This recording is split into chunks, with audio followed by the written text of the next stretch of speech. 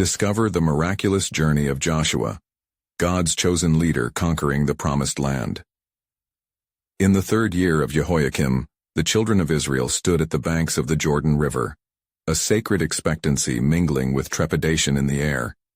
This was the moment the faithful, a people shaped by wanderings in the wilderness, had long awaited as they gathered to inherit the land God had promised their forefather Abraham. The tumultuous waters of the Jordan surged before them, a fierce barrier that loomed between them and their promised land.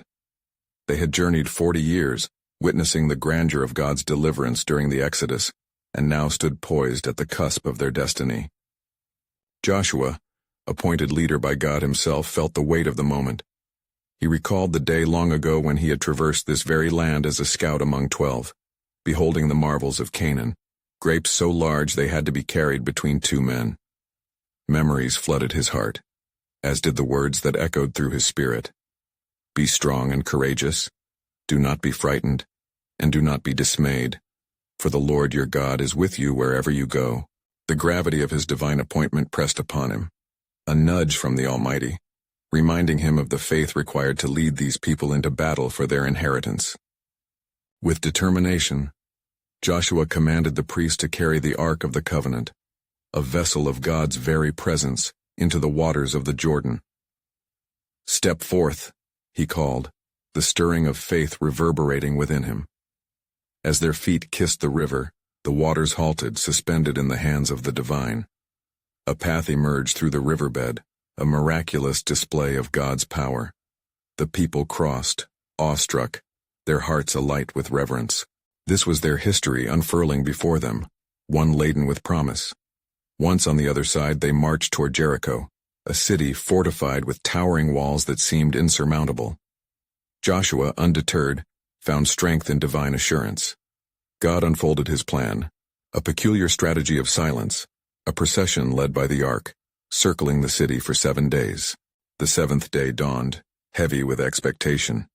On the final lap, a collective breath held in anticipation shattered in an explosion of praise. "Shout!" Joshua commanded, and the sound ascended, a clarion call of faith. As if responding to heaven, the walls of Jericho trembled and crumbled, leaving the Israelites dumbfounded. In this moment of triumph, the threads of fear that had once ensnared Joshua disintegrated, replaced with unwavering conviction in the faithfulness of the Lord. But in the wake of victory, Joshua faced an unexpected trial. Achan's disobedience cast a shadow upon their conquest. Sorrow filled Joshua's heart as he witnessed the painful defeat in Ai. He tore his garments and fell prostrate, seeking divine guidance. The trials revealed a truth. Obedience to God brought forth blessings, while disobedience yielded plagues of despair. Would the people rally together after tasting both triumph and trials? The whispers of doubt echoed in his heart, casting long shadows over the journey of inheritance that lay ahead. Joshua gazed over the battlefield, longing for God's clarity. The ominous questions lingered. Would they faithfully follow despite the challenges? With each prayerful breath, he held on to a fervent hope, yearning for God's illuminating presence as they marched forward into the uncharted territories of Canaan. Before we continue with this incredible biblical account, I want to make sure you don't miss any of these powerful scripture stories. Click the bell icon and select all notifications. These biblical narratives have transformed countless lives throughout history. If God's word through this story is blessing you, please like and share with someone who needs to hear about God's faithfulness today. Tell me in the comments, which biblical story has most impacted your faith journey? I'm always amazed how God's word speaks to hearts across generations. Now let's continue with what the Lord did next. Joshua prepared to stand once more against the unknown. The echoes of the past pressed in on him, reverberating with the lessons of faith and obedience. The pivotal question loomed over their journey. Whom would they serve? With the promise ever close, the future hung in suspense, waiting to be written by the hands of the faithful. Joshua rose early in the morning, casting his eyes upon the land that lay before him. He sought the counsel of the Lord, his heart heavy, but resolute. After the defeat at Ai, the people of Israel had felt the weight of consequence and guilt, casting doubts upon their ability to lay claim to Canaan. but he remembered the Lord's promise. Every place that the sole of your foot will tread upon, I have given to you, just as I promised to Moses. Joshua 1:3. Thus Joshua assembled the people once more, proclaiming the hope of restoration and the goodness of God. With passion igniting his voice, he called them to gather their strength and rise against the enemy. Let us lift our eyes and bring forth courage from our hearts, he declared. For the Lord is with us, and he will grant us victory over our foes. In fervent prayer, Joshua entreated God to reveal the path forward. The Lord spoke, instructing Joshua on the way to confront the city of Ai once again. Do not fear, and do not be dismayed. Take all the fighting men with you and arise. Go up to Ai. See, I have given into your hand the king of Ai and his people, his city, and his land. Joshua 8:1. With renewed purpose, Joshua set forth an elaborate plan. He sent forth ambushes behind the city, a strategy both cunning and divinely inspired. The people marched against Ai with confidence, feigning retreat, drawing the enemy out into the open. As the warriors of Ai chased after Israel, Joshua raised his spear toward the heavens, a sign of divine command. And then, as promised, the ambush laid by the Lord emerged from their hiding place, entering the city to set it ablaze. The smoke of the flames rose high, a test of faith manifesting before the eyes of the people. The men of Ai were entrapped, caught between the retreating Israelites and the flames consuming their city. With a mighty shout, Joshua and his men turned, and the battle raged anew. Each stroke of their swords carried the weight of divine justice. The land beneath them trembled with the sound of their victory, and the affirmation that the Lord was fighting alongside his chosen ones. As the dust settled, the city of Ai lay in ruins, and Joshua's heart swelled with gratitude, recognizing the settled score with God's faithfulness. Yet amid this victory, Joshua paused to reflect, for he knew that true conquest extended beyond physical battles. With the sunlight fading, he gathered the people, instructing them to renew their covenant with the Lord. Gather stones from the riverbed, each representing our witness to God's grace. With these stones let us build an altar, a sacred reminder of our solemn promise. Joshua 4:7. As they offered sacrifices and bowed low before the Ark of the Covenant, the presence of the Lord filled the sanctity of that place. Joshua encouraged the people, saying, "Let this day serve as a juncture in our journey, a reminder that we stand together under God's covenant, united in purpose and spirit." Joshua 8:35. But unknown to them, a greater challenge awaited on the horizon. For woven into the narrative of their victories was a whisper of impending trials, revealing that the heart of the Canaanites was far from submission. The land was filled with giants and fortified cities, and lurking in the shadows were adversaries whose hearts burned with wrath. Yet within this suspense lay the promise of God, a revelation hidden within their struggles. For the unfolding of his plan was richer, deeper, and layered with purpose. What that enemy does not know is that the hand of the Lord will build a people mighty and faithful, destined to praise and glorify his name. Thus, with each step forward, the Israelites advanced not just against the land, but into the heart of divine mystery, awaiting the fulfillment of God's sovereign plan, one that would echo through the generations and ultimately reflect his eternal glory. Now when the smoke of Ai's destruction had cleared, and the victorious shout of Israel lingered in the valleys, Joshua summoned the leaders of the tribes. With firm resolve, he received them at the altar they had built, where the stones stood as a testimony of God's faithfulness. "Hear, O Israel," he said, drawing their attention. "The Lord our God commands us to be strong and courageous. The battle is far from over, and the land awaits our claim." As the Israelites listened, the Lord spoke to Joshua once more, instructing him to prepare for the next conquest. "You shall cross the Jordan and take the cities of the Amorites," the Lord declared, "for I shall deliver them into your hand." With this divine mandate, Joshua sent spies into the land beyond the Jordan, sending them forth with a charge to gather intelligence on the enemy cities. They returned swiftly, their eyes wide with tales of the fortified walls and fierce warriors who inhabited the land.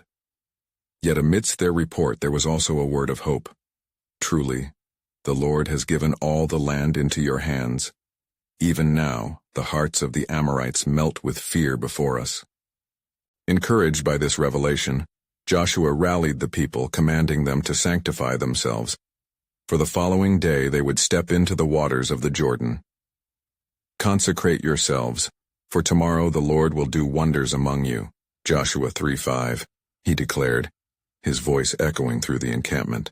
As dawn painted the horizon, Joshua rose early and gathered the priests. "Take up the Ark of the Covenant," he ordered, "and let the people follow you." With faith, the priests approached the edge of the rushing river. When their feet touched the water, the current ceased, and a miraculous path revealed itself, leading the Israelites through the riverbed on dry ground. "Glory to God!" the people exclaimed, witnessing the divinely orchestrated crossing. The splendor of the moment filled their hearts with awe and trust, igniting a flame of belief that God would continue to lead them victoriously. They crossed, and upon reaching the other side, Joshua commanded one man from each tribe to gather stones, placing them as a memorial at the very spot where they had traversed the river. "Let these stones serve as a sign among you that when your children ask, 'What do these stones mean?' you shall tell them of the mighty hand of the Lord." Joshua 4:6-7. Days turned into weeks as they camped at Gilgal, where they celebrated the Passover and renewed their covenant with the Lord. As they feasted on the produce of the land, a new chapter unfolded. The manna they had known in the wilderness ceased, for they were now eating the fruit of the promised land. Yet, within this moment of triumph, a vast army prepared against them. Jericho, with its high walls and strong gates, lay before them.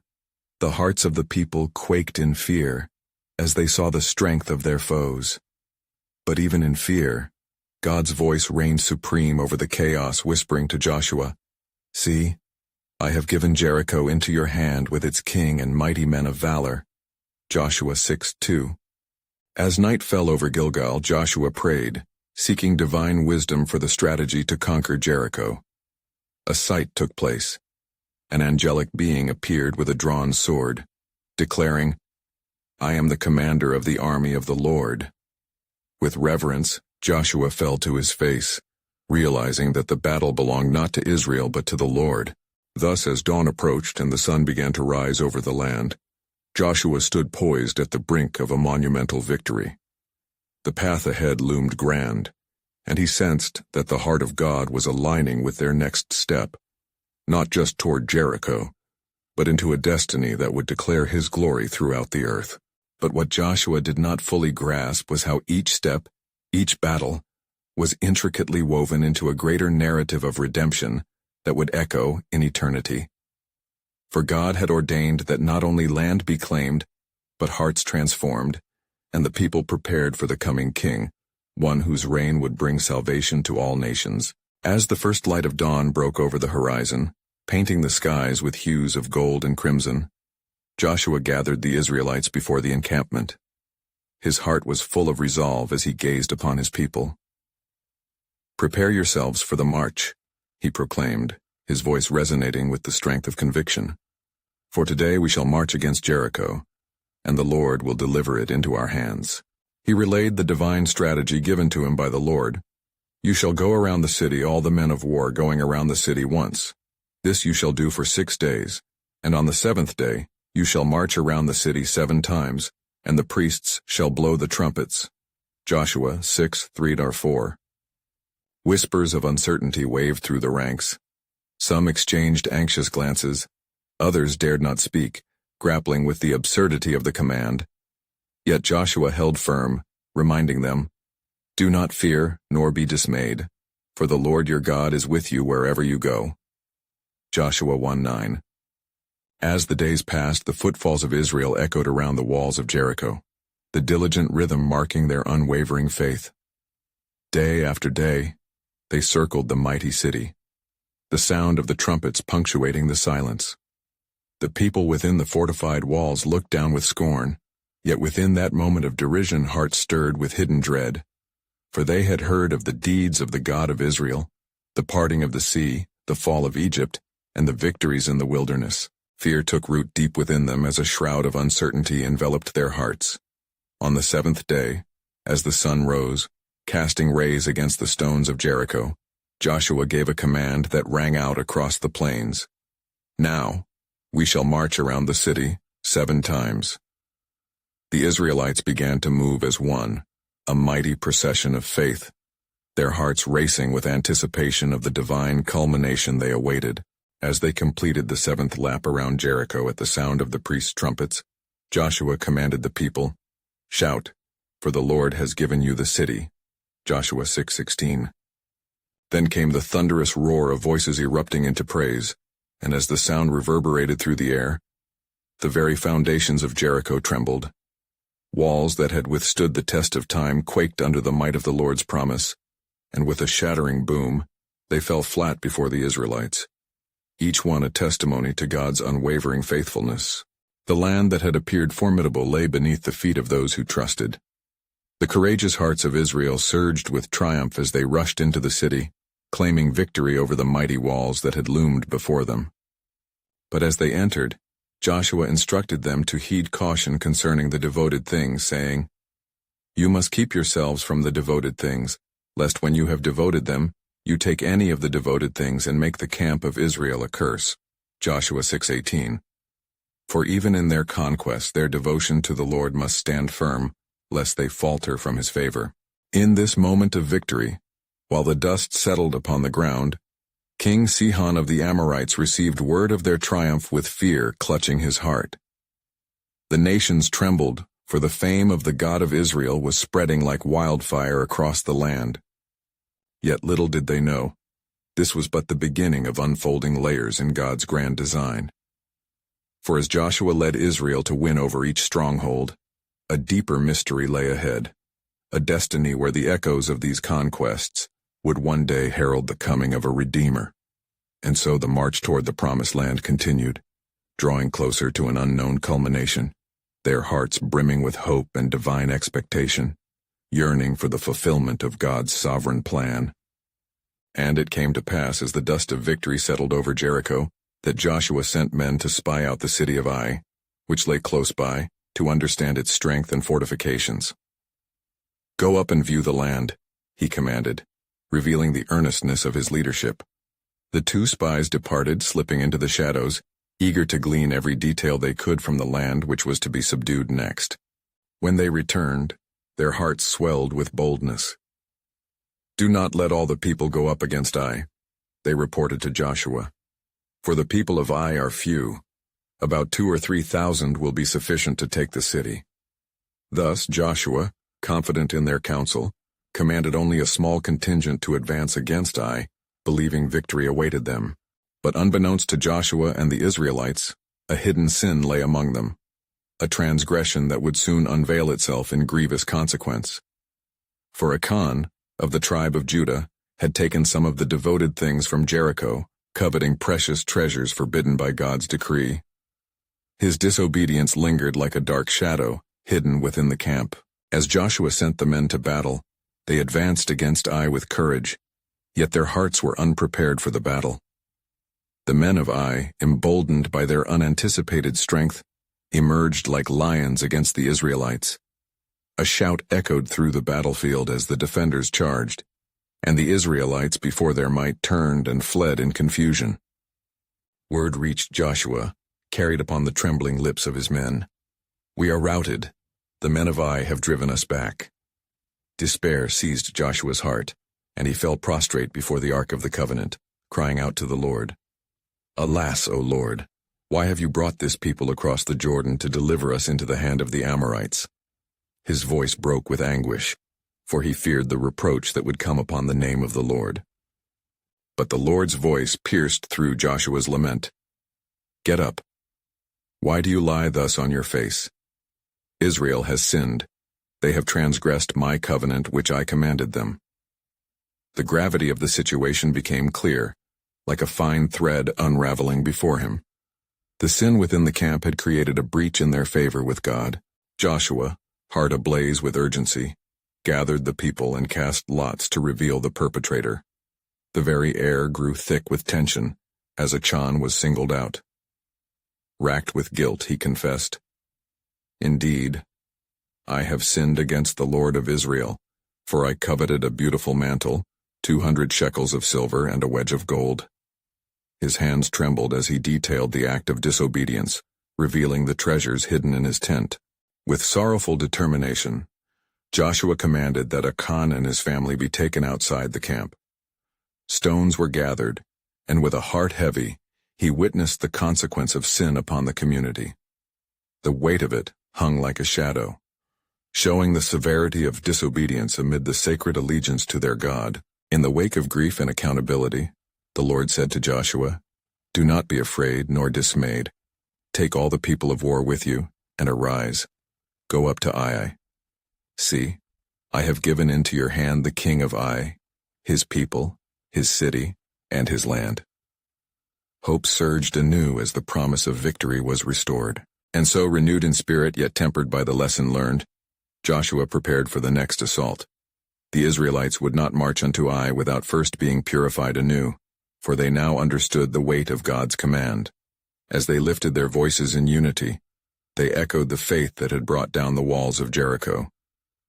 But an unseen trial loomed ahead, one that would test their resolve and faith even further. Time would reveal that this journey was more than mere conquest.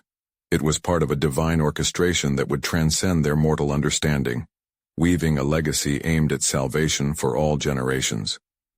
For even in their warfare, they moved towards a promise much greater than the land itself, toward a narrative that held the fate of the world within its unfolding prophecy. Early the next day, as the first light of dawn broke across the land, Joshua arose with a spirit resolute and eyes fixed upon the will of God. Remembering the Lord's words, he summoned the warriors of Israel and instructed them, "Prepare yourselves, for today we shall counter the men of Ai. We will go forth not in our own strength, but in the power of the Lord, for he has given us this land."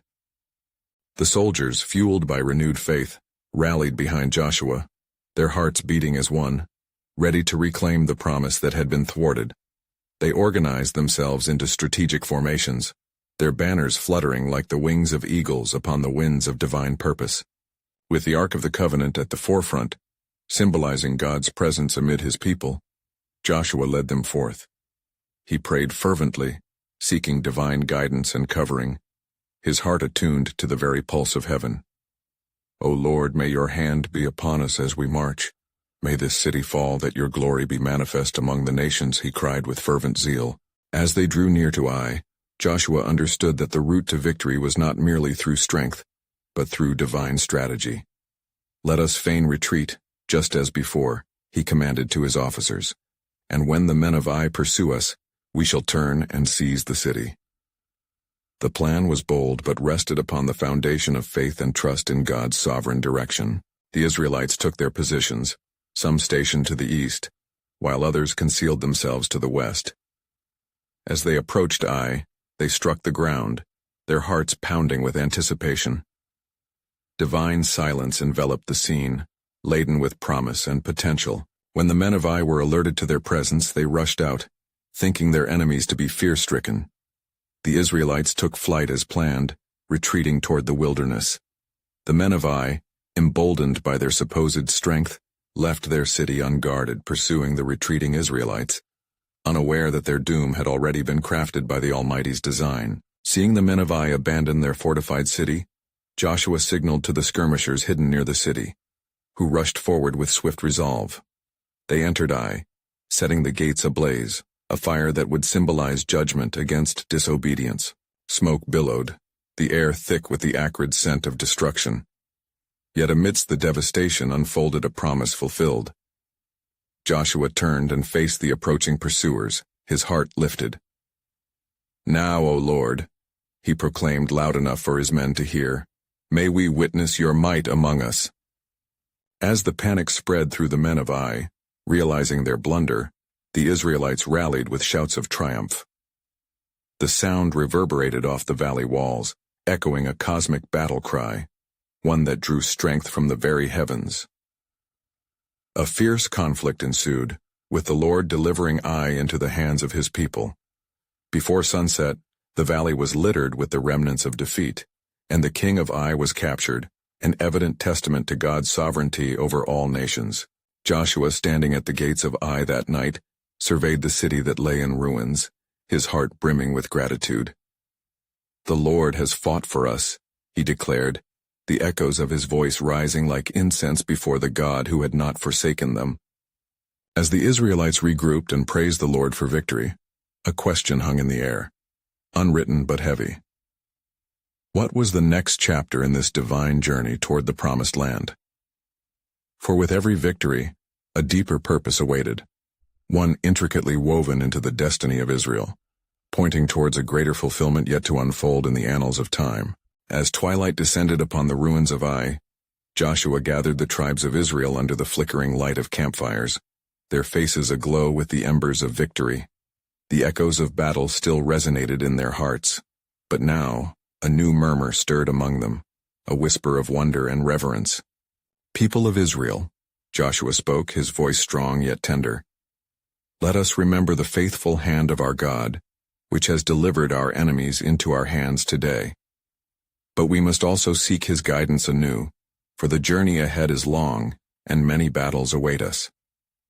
He paused, gazing at the faces of the men who had fought valiantly beside him, their eyes alight with hope. "Tomorrow," he continued, "we shall offer the spoils of Ai as a burnt offering to the Lord, that his presence may dwell among us and guide our next steps. For we must remain consecrated, set apart for his glory." In the night, as the stars adorned the heavens like scattered jewels, Joshua retired to his tent, deep in thought. He knelt upon the ground, the dust of the earth mingling with the tears of gratitude as he implored the Lord. "O God of our fathers, remind us of the covenant you have made with our ancestors. Through Moses you brought us forth from bondage. Through me, lead us into our inheritance." In that moment of humility the Lord spoke, his voice a gentle thunder. "Fear not, Joshua, for I am with you. As you encountered the walls of Jericho, so shall you face greater trials ahead. I shall deliver you as long as you remain faithful and heed my commandments." The dawn broke, casting golden rays upon the land, and with it arose the resolve of Israel. The people gathered near the charred remnants of Ai, ready to fulfill their promise of devotion. Joshua instructed the priests to prepare the altar and to offer a sacrifice of atonement, setting the tone for their consecration. As the fire consumed the offering, the fragrant smoke ascended, a pleasing aroma to the Lord. The people fell to their knees in worship, their hearts knit together in a covenant of praise. "Blessed be the God of Israel, who has promised to guide us," they exclaimed, their voices rising like a mighty wind. However, amidst the unity and joy, a shadow lingered among the camp. Achan, son of Carmi, harbored a secret in his heart, for he had taken from the accursed things, betraying the command of the Lord. His heart was heavy with guilt, though he wore the mask of celebration. Unknown to the others, darkness curled around his soul, whispering doubts and stirring unrest. Meanwhile, news spread through the tribal camps of Israel regarding the fortified city of Jericho, its walls high and impenetrable. An air of apprehension settled upon the people. Would they be able to conquer such a citadel? Joshua sensed their trepidation, and an idea formed in his mind, one that would require unusual obedience to secure their next victory. "Let us prepare," he called to the people after the burnt offerings were complete. "In 3 days we shall march upon Jericho, for the Lord stands ready to act once more. But we shall do so in silence, as he has commanded, for his ways are higher than ours." As the sun set on the 3rd day, Joshua stood before his people, the solemn air thick with expectancy. "Wait, and see the salvation of the Lord," he urged. The hearts of Israel beat in synchronicity, yet Achan's heart raced with fear.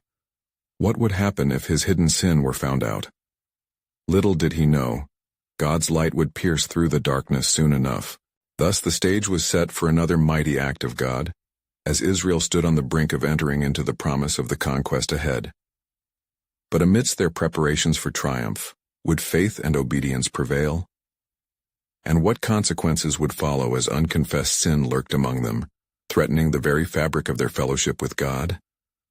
The dance of divine mystery lingered in the air, holding its breath for the revelation of God's sovereign plan. As the sun rose upon the fourth day, the light spread across the land, illuminating the faces of the Israelites brimming with anticipation, yet shadowed by the specter of unconfessed sin. Joshua gathered the leaders of the tribes, his authoritative voice rising above the whispers of concern that lingered in the camp. "Gather your hearts, O children of Israel," he cried, his eyes fixed resolutely upon those assembled. "Today, we take our first steps toward Jericho, as the Lord has commanded. Yet we must first purify ourselves, for our God is a consuming fire, and he will not abide in the presence of sin." He turned his gaze toward the tent of Achan. A deep silence fell over the multitude as they sensed the weight of truth hanging precariously in the atmosphere. Murmurs began to spread, questions of loyalty mixed with the fear of retribution. Joshua continued, "The Lord has shown me that there are among us those who have defiled their covenant with him. He will not deliver us if we carry the burden of sin." His words reverberated in the hearts of the people, creating a stir among them. Achan's breath hitched in his throat, his palms clammy with sweat. The seed of dread planted within him had now taken root, threatening to envelop him. His mind raced, contemplating the severity of his hidden act. As the assembly dispersed, Joshua called for Achan to step forward, the sun shining upon them like a spotlight of divine scrutiny. The people's eyes were torn between curiosity and horror, the presence of God palpable in the charged air. "Achan, son of Carmi," Joshua addressed him, his tone mirroring the gravity of the moment. "You must reveal what you have done. The Lord's anger is kindled against us, and we cannot proceed to conquer unless you declare the truth before our God."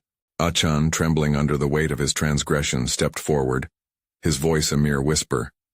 "Indeed, I have sinned against the Lord, the God of Israel. I coveted the accursed things, a beautiful mantle from Shinar, 200 shekels of silver, and a bar of gold, and I took them. They are hidden in the ground inside my tent." The silence that followed was deafening, thick with the condemnation of sin laid bare. Joshua's expression shifted to one of grave concern, and he ordered a search of Achan's tent. What would be found? Uneasy hearts awaited the revelation, while the stifling tension weighed heavily upon them. As the search concluded, the hidden treasures of Achan were indeed unearthed, a symbol of his rebellion against God's command. The people gasped, the revelation striking at their collective hearts. However, the weight of guilt would not merely rest on Achan alone. The sin of one threatened the strength and purity of the entire assembly. Before the gathering of Israel, Joshua raised his hands to the heavens, beseeching the Lord. "O God, righteous and just, what must be done to restore your favor upon us?" The people stood frozen, awaiting direction from the Almighty. Then the voice of the Lord thundered through the silence, echoing the depths of his righteousness. "Achan, for your disobedience justice must be served. Gather the people around you, for sin cannot dwell in the camp of the living God." With somber hearts, the Israelites witnessed the gravity of God's justice as they were reminded of his holiness, a stark contrast to the promises they longed to claim in the land of Canaan. The fear of disobedience gripped them tightly, as the weight of their fellowship with God hung in the balance. As evening approached and the sun dipped behind the horizon, Joshua looked upon his people. "Fear not, for this day will serve to teach us the severity of sin, but also the depth of God's love and mercy. We shall rise again, for the Lord is with us, and he will lead us into victory." And the wind whispered through the camp, as if carrying with it the promise of hope, a glimmer of God's sovereign purpose yet to be unveiled amidst his people, beckoning them onward toward an impending confrontation with Jericho, guided by faith, riddled with lessons, yet blanket with the assurance of divine grace. What awaited them on the morrow, as whispered in God's sovereign plan? As dawn broke on the fifth day, the Israelites stirred with a mixture of reverence and anxiety. The weight of Achan's sin still lingered among them, a somber reminder that the path to victory was marred by disobedience. The day was upon them, a day of reckoning, a day of conquest. Joshua stood early at the entrance of the tent of meeting, facing the east, where the walls of Jericho loomed on the horizon like a fortress of despair. He called the elders of Israel to him, a band of men chosen by God, entrusted with his word and wisdom. "Prepare your hearts, for the Lord will act today," he proclaimed, his voice carrying across the camp like a herald of great news. "Sanctify yourselves," Joshua instructed, urging them to cleanse not just their bodies but their spirits, for the Lord would give them wonders to behold. The people responded earnestly, washing themselves from the past, seeking forgiveness that only the God of Israel could provide. As the waters of purification flowed, a spirit of expectation ignited among them. At Joshua's command, the Kohathites brought forth the Ark of the Covenant, that sacred chest which housed the law of God, a symbol of his presence among them. "March before us, O Ark of the Covenant," Joshua cried, and the men of valor took their positions as the priests bore the holy vessel, its gold brilliance shining against the morning sun. "Let us proceed to the very gates of Jericho," Joshua declared, iron determination setting his path. The multitude gathered behind him, men, women, and children, their hearts beating in rhythm with the drums of faith. Each step brought them closer to the stronghold that barred their inheritance. As they approached the impenetrable walls towering and thick, an electric tension hung in the air. The residents of Jericho watched from their embattlements, fear gripping their hearts, for they had heard of Israel's victory over mighty nations. Yet they remained stubbornly fortified, their walls towering like a challenge against the Almighty's will. Joshua received whispered guidance from the Lord, and with a heart of obedience he turned to the people. "Listen, O Israel, we shall not attack with weapons of war, but shall march around the city, one day for 6 days, and on the 7th day, we will encircle it 7 times. The Lord has decreed this victory." At this command, disbelief electrified the air, but faith began to rekindle among them as they recalled God's past deliverance. The people, eager yet uncertain, answered in unison, "We will do as the Lord commands." With steadfast resolve they began their march, circling the city with the ark leading the way, a procession of divine authority. For 6 days they followed Joshua's command, their feet pounding the dust of desolation, the priests blowing trumpets, a singular sound echoing their faith. On the 7th day the dawn rose with a different promise. The air trembled with divine anticipation. "Prepare your hearts," Joshua called. "Today we march 7 times." The multitude held their breath, their hearts aligned with the cadence of God's unfolding plan.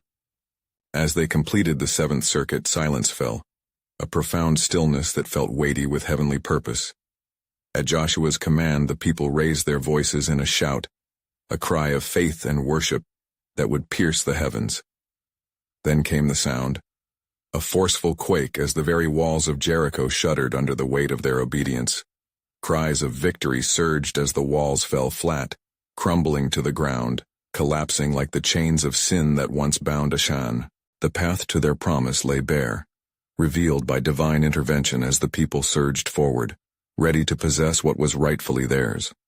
Amidst the dust and debris, they rushed forward with hearts ablaze. Yet amidst the chaos, a lingering question fluttered in the air. What of the sins hidden in the hearts of men? As they tasted victory, the God of Israel was not finished with his people. Within the ruins of divine conquest was a lesson still to be learned, a truth yet to be unveiled about his sovereign plan. What further revelations awaited them in this land that the Lord was giving? The journey had only just begun. In the days that followed the victory at Jericho and the defeat of Ai, Joshua stood among the people of Israel as they settled into the land the Lord had promised them. His heart was filled with gratitude for the victories won and for the lessons learned amid trials and triumphs. Yet, the journey was far from complete. The land of Canaan stretching before them, ripe with both promise and perils. As the Israelites advanced deeper into the land, the enemy nations, determined to resist, conspired against God's chosen. In the shadows, the spirits of fear and doubt sought to undermine their strength, whispering lies of inadequacy. But Joshua, firm in faith, gathered the tribes under the vast sky above. "Behold," he proclaimed, "the Lord our God goes before us. He is a consuming fire. He will destroy our enemies. Remain steadfast in your hearts." His words resonated among the people, igniting a spirit of courage. They were destined not just to conquer cities but to become a beacon of God's glory, a nation that would proclaim His righteousness to the world.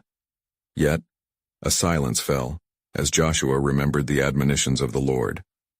"Consecrate yourselves, for tomorrow we enter the land of promise," he urged. In preparation, the people humbled themselves, repenting for any hidden sin, and asking the Lord to guide their paths. The affairs of the Amorites drew closer as news spread of Joshua's prowess. However, unaware of the unity that was forming among the tribes, an alliance of kings arose in opposition. Their hearts hardened against God.